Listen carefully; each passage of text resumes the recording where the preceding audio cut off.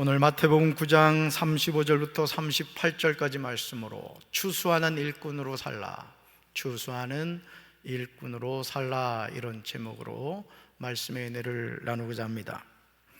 예수님이 이 세상에 오신 이유가 무엇일까요? 우리는 이 질문에 관하여 대답할 수 있어야 됩니다. 왜 예수님이 이 세상에 오셨을까? 사람들은 자기 자신이 똑똑한 줄 알고 살아가죠.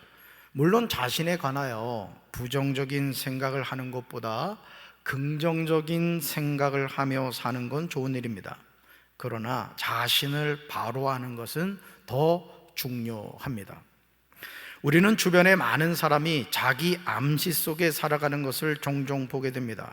그러다가 뜻하지 않는 삶의 문제 앞에 서게 되었을 때 여지없이 무너지는 모습을 보게 됩니다. 정말 뜻밖의 일이라고 하지만 이미 예견된 일이었던 겁니다. 이전에 유명한 건설업체에서 아파트를 건설하다가 엄청난 사고가 난 적이 있습니다. 무너진 건물의 잔해를 텔레비전에서 영상으로 보여주는데 철근이 콘크리트에 전혀 붙어 있지 않는 모습을 보면서 많은 사람이 충격을 받았습니다.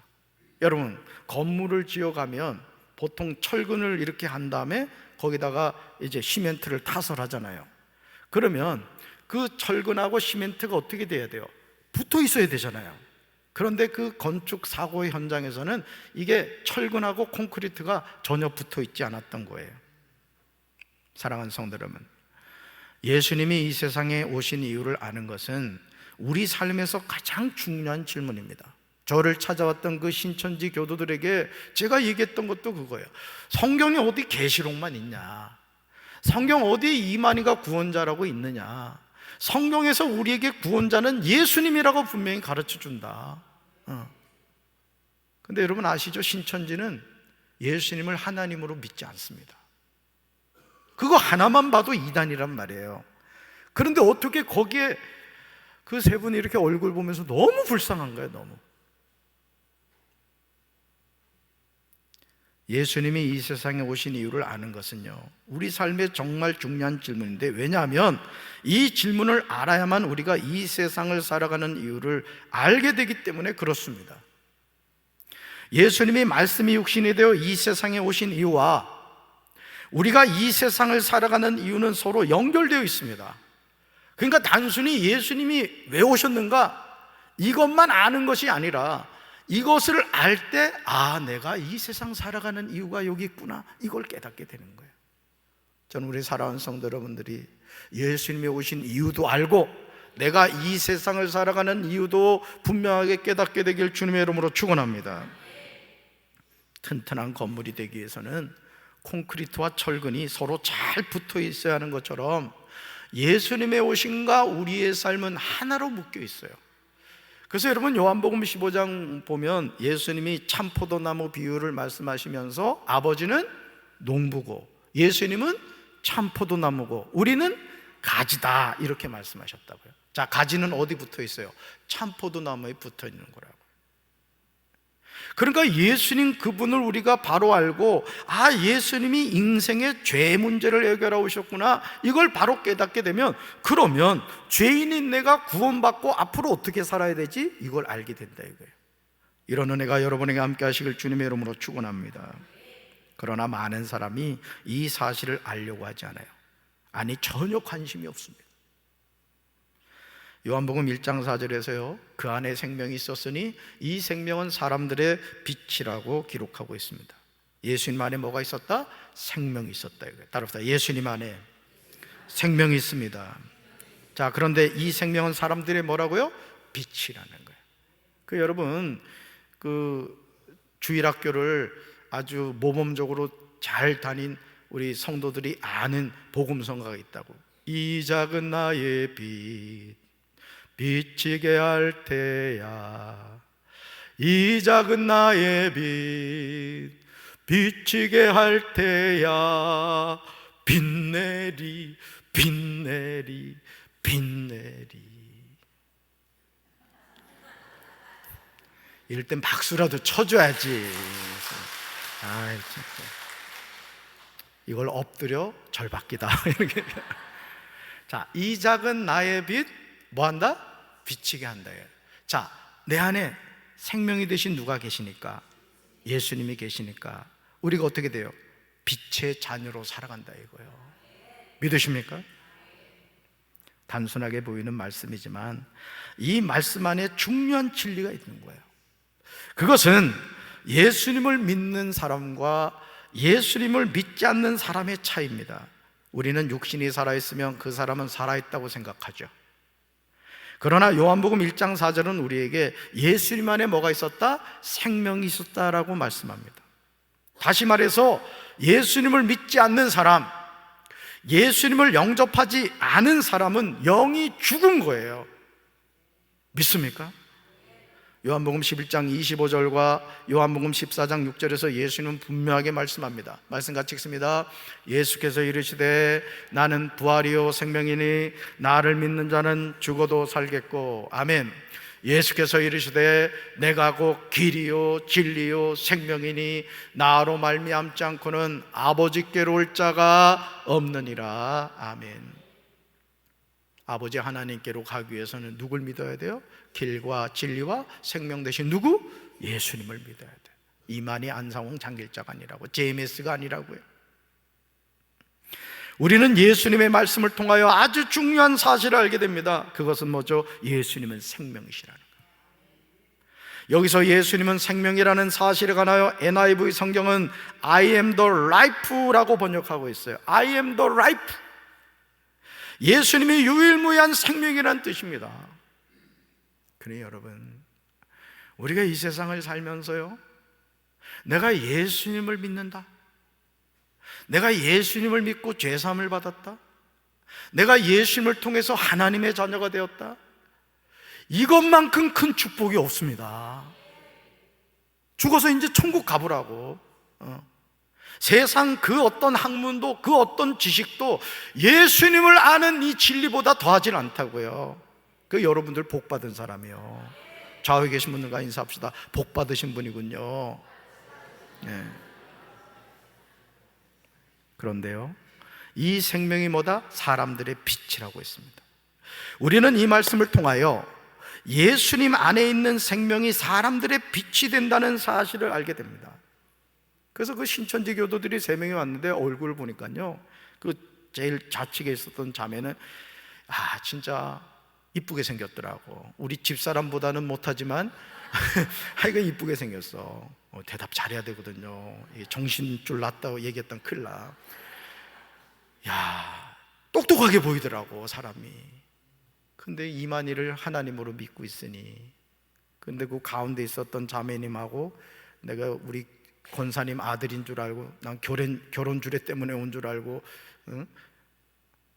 얼굴이 어두워. 얼굴이 너무너무 불쌍한 거예요. 너무너무.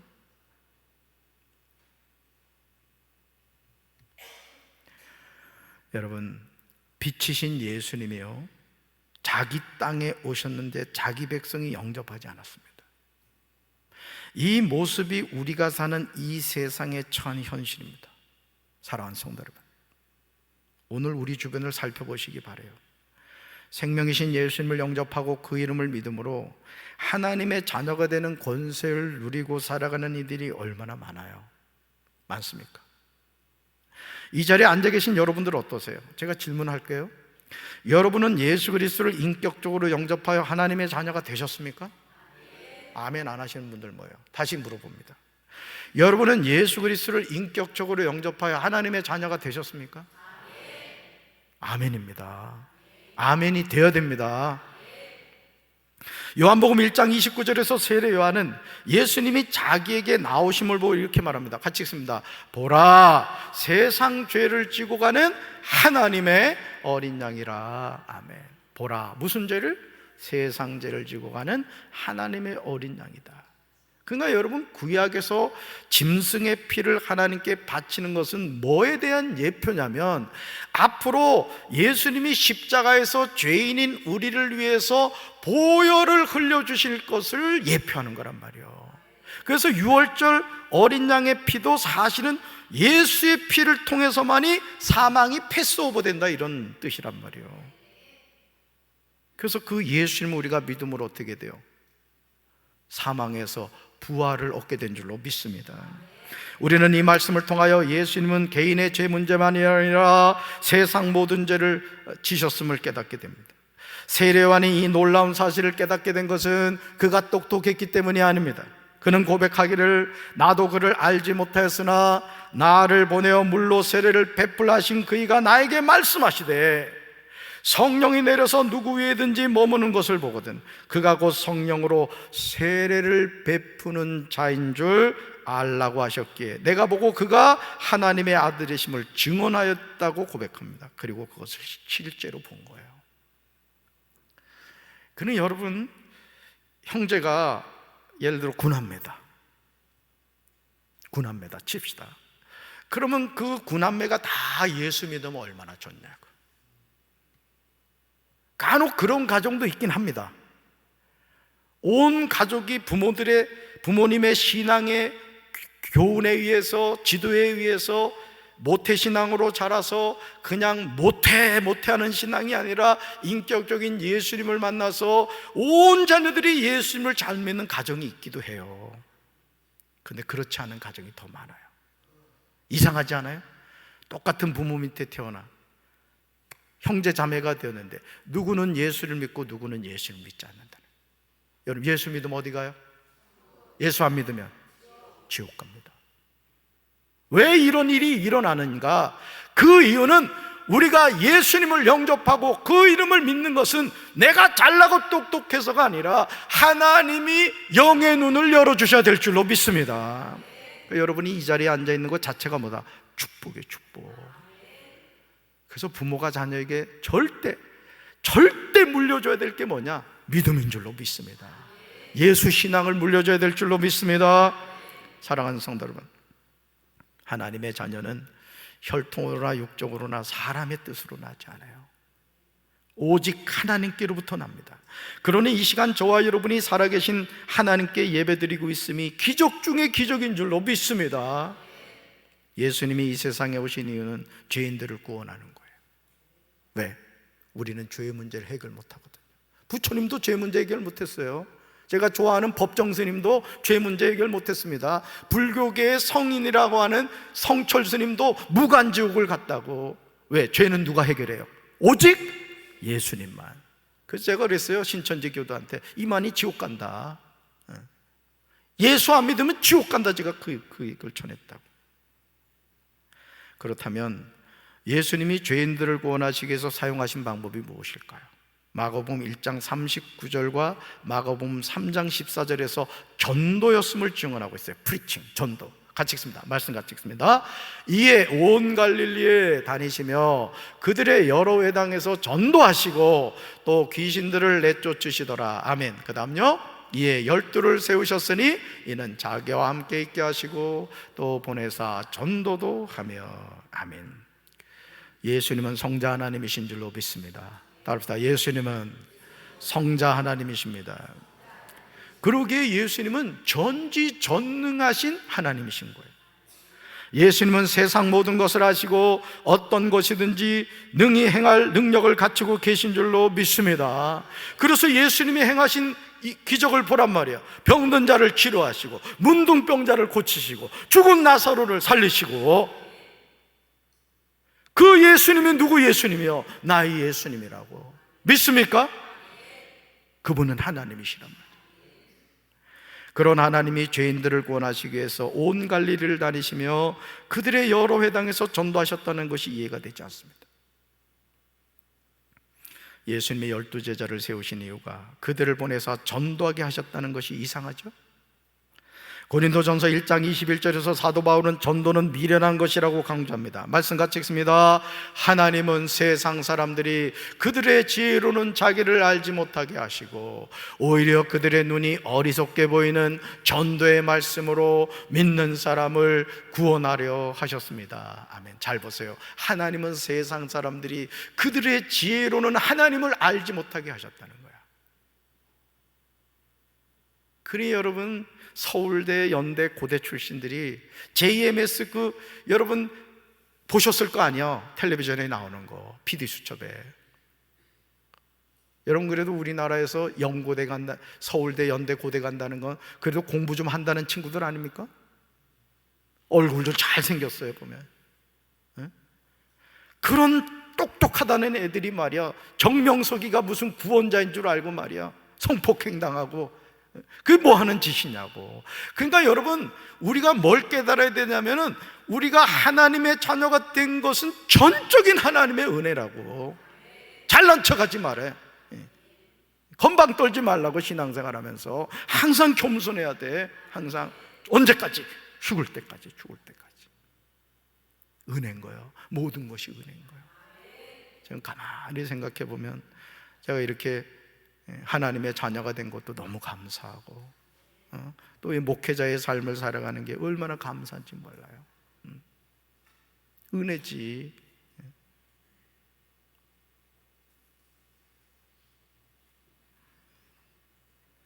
하나님이 하시는 일이요, 사람의 눈에는 어리석게 보이지만 사람들이 하는 일보다 지혜롭고, 하나님의 힘이 사람의 눈에 약하게 보이지만 사람의 힘보다 강합니다. 우리 이것을 깨달아야 돼요. 힘들수록 더 하나님 의지하세요. 저도 제가 목회 처음 일을 시작하면서 그 지하 개척교회에서 22계단 내려가서 불 끄면요 캄캄해. 쾌쾌한 지하 그 냄새. 7년을 거기서 있었습니다. 7년을.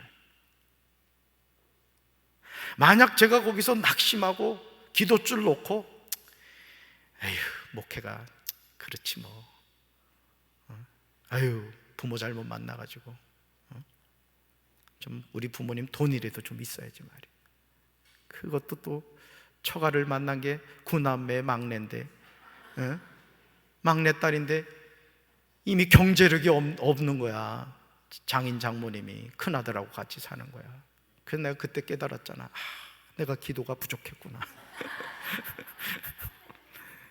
목회하는 자매를 만나야 되는데, 아버지가 목회하는 자매를 만나고 돈 많은 장로님 딸을 만나야 되는데.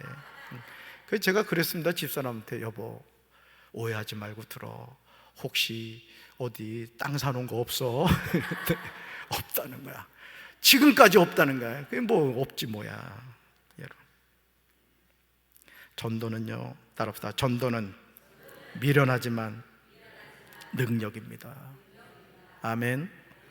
그러므로 마가복음 1장 38절에서 예수님은요, 왜 이 세상에 오셨는지 자기 입으로 말씀하세요. 내가 왜 이 세상 온 줄 아니? 하고 말씀하세요. 같이 읽습니다. 이르시되 우리가 다른 가까운 마을들로 가자. 거기서도 전도하리니 내가 이를 위하여 왔노라 하시고. 아멘. 마가복음 1장 38절에서 예수님은요, 자기 입으로 자신이 이 세상에 오신 이유가 무엇인지 정확하게 말씀하십니다. 우리가 다른 가까운 마을들로 가자. 거기서도 전도하리니 내가 이를 위하여 왔노라. 무슨 다른 설명이 있겠습니까? 마태복음 9장 35절 이하는 이 모습을 보여줍니다. 예수님은 모든 도시와 마을을 두루 다니시면서 유대 사람의 여러 회당에서 가르치시며 하늘나라의 복음을 선포하며 온갖 질병과 온갖 아픔을 고쳐주셨습니다. 우리는 이 말씀을 통하여 예수님의 중대한 3대 사역을 보게 됩니다. 중대한 3대 사역. 먼저 가르치시며 티칭입니다. 그 다음 전파하시며 프리칭이에요. 마지막으로 고치시며 힐링입니다. 예수님의 공생애는 이 세 가지 사역으로 정리할 수 있습니다. 여기서 우리가 주목해서 보아야 하는 점은, 예수님은 한 곳에 머물러 계시지 않고 모든 도시와 마을에 두루 다니셨다는 사실입니다. 성도 여러분, 여러분이 10남매인데 자녀가 10인데 에버랜드에 놀러 갔다 칩시다.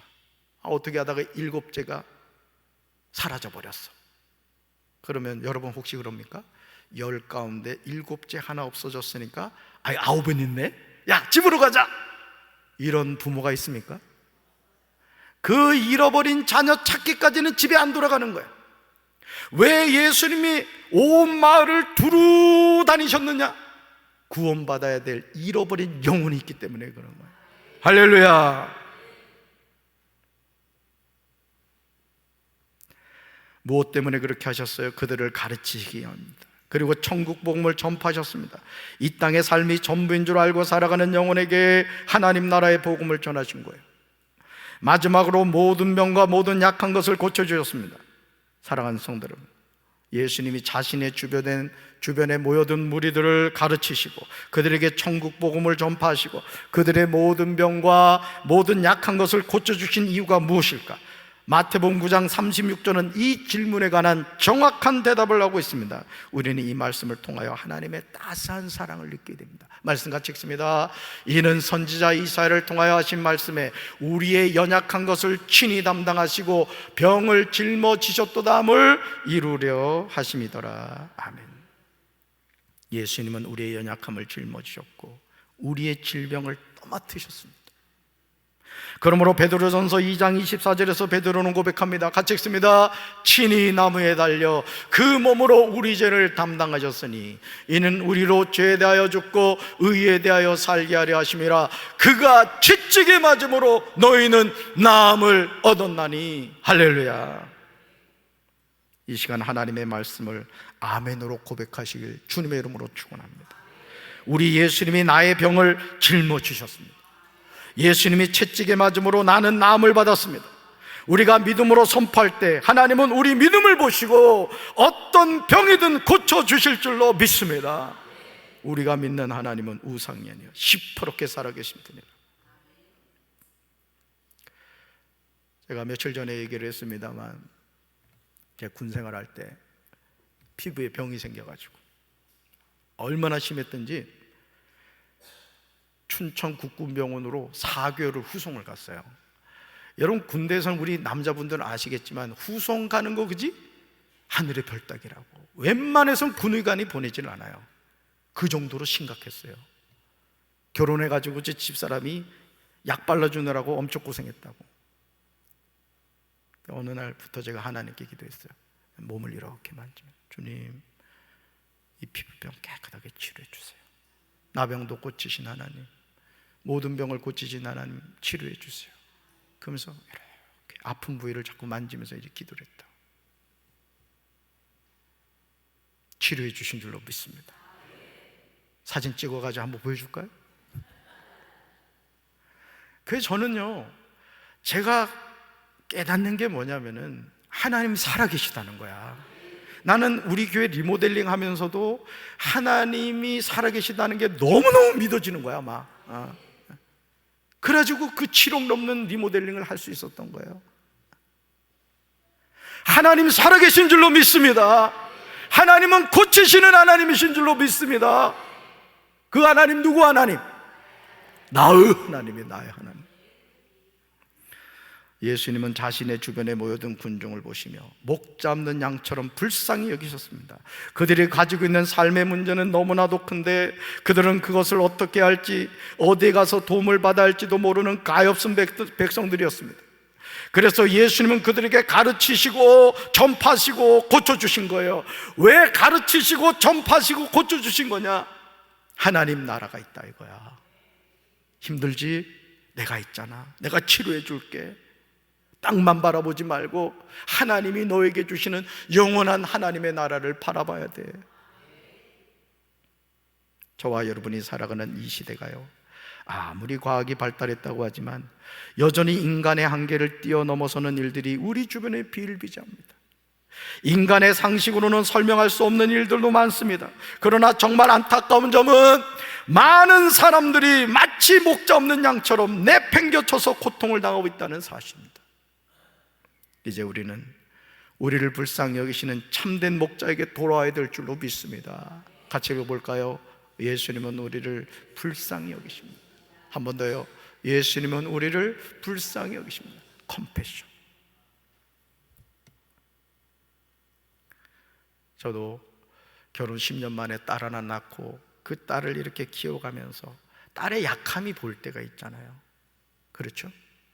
그럼 제 마음에 컴패션, 그 마음이 드는 거야. 우리 주님도 마찬가지라고. 여러분이 힘들고 어려울 때 나만 덩그러니 세상에 버려진 것 같고 왜 나만 이런 인생의 고통을 당하느냐고 그렇게 생각하지 말아요. 아버지가 계시다고, 여러분을 긍휼히 여기시는 주님이 계시다고요. 눈을 들어 주님을 바라보시라고요. 주님이 도와주실 줄로 믿습니다. 우리는 예수님의 이 마음을 가지고 우리 주변을 살펴야 돼요. 마치 목자 없는 양과 같이 고생에 지쳐서 기운에 빠져있는 이들에게 선한 목자를 전해야만 합니다. 선한 목자이신 예수님은 양의 문이 되시는 줄로 믿습니다.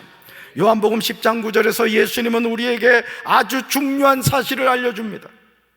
우리는 예수님을 통하여 구원을 얻게 되는 줄로 믿습니다. 예수님을 통하여 생명의 양식을 공급받게 되는 줄로 믿습니다. 우리 말씀 같이 읽습니다. 나는 그 문이다. 누구든지 나를 통하여 들어오면 구원을 얻고 드나들면서 꿀을 얻을 것이다. 아멘. 우리가 구원을 얻는 길은 누구? 예수. 아멘. 이 세상에서 구원의 길은 오직 한 길 외에는 없습니다. 제가 신천지 교도들에게 얘기했어요. 구원자는 예수님밖에 없다. 빨리 정신 차려라. 바로 그 길이 오직 예수님인 줄로 믿습니다. 나는 그 문이라고 말씀하시는 예수님의 말씀을 우리는 믿어야 됩니다. 그리고 아직 이 진리를 모르는 이들에게 우리는 나아가서 전해야 될 줄로 믿습니다. 추수할 것은 많되 일꾼이 적다는 예수님의 말씀을 우리는 깨달아야 될 줄로 믿습니다. 사랑하는 남편이 예수님을 안 믿습니까? 여러분 자녀가 예수님을 안 믿습니까? 여러분이 추수꾼이 되기를 주님의 이름으로 축원합니다. 그러므로 예수님의 제자가 되어 추수할 일꾼이 되어야 됩니다. 이 사명을 감당하기 위해서 우리는 만나는 이들을 가르쳐야 돼요. 천국 복음을 전파해야 합니다. 예수 그리스도로 모든 병과 모든 약한 것을 고쳐야 할 줄로 믿습니다. 여러분 당당하게 얘기하라고. 너 예수님 믿으면 병 낫는다? 누가 책임져? 예수님 책임지는 거야. 그게 공갈입니까? 성경이 우리에게 증언하고 있는 거야. 나는 너를 치료하는 여호와니라. 믿습니까? 당당하게 얘기해서 당당하게. 왜 예수를 믿으면서 비리비리하게 믿냐고. 눈 크게 한번 떠봐. 눈 크게. 자신 없는 사람은 렌즈 반짝반짝 빛나는 게 있더라고. 그거라도 끼고 다녀. 지금 주님은 저와 여러분을 추수할 일꾼으로 부르고 계십니다. 여러분 주변을 살펴보세요. 여러분 가정이 추수해야 될 장소가 아닙니까? 여러분 형제자매가 추수할 대상이 아니에요? 여러분이 살고 있는 주변 사람들이 추수할 대상이 아닙니까? 예수 이름을 믿고 순종하며 나아갈 때 하나님께서 역사하셔서 구원받는 천국 백성 삼아주실 줄로 믿습니다. 이 일에 쓰임받는 우리 사랑하는 성도들 되기를 주님의 이름으로 축원합니다. 가슴에 손 얹으십시다. 하나님 아버지, 온갖 사이비 이단들이 하나님의 백성들을 도적질에 가고 있는 이때 우리가 진정한 추수꾼이 되어 우리 가정을 인가 기도의 길로 인도하고 우리 주변에 지옥 가는 영혼들을 천국 백성으로 삼아가는 하나님 천국 백성들을 역사가 나타나는 삶을 살게 하여 주옵소서. 내 안에 생명이신 예수님이 계시다는 사실을 기억하며 빛의 자녀로서 능력 있게 살아가게 하옵소서. 예수님의 이름으로 간절히 기도합니다. 아멘. 우리 찬송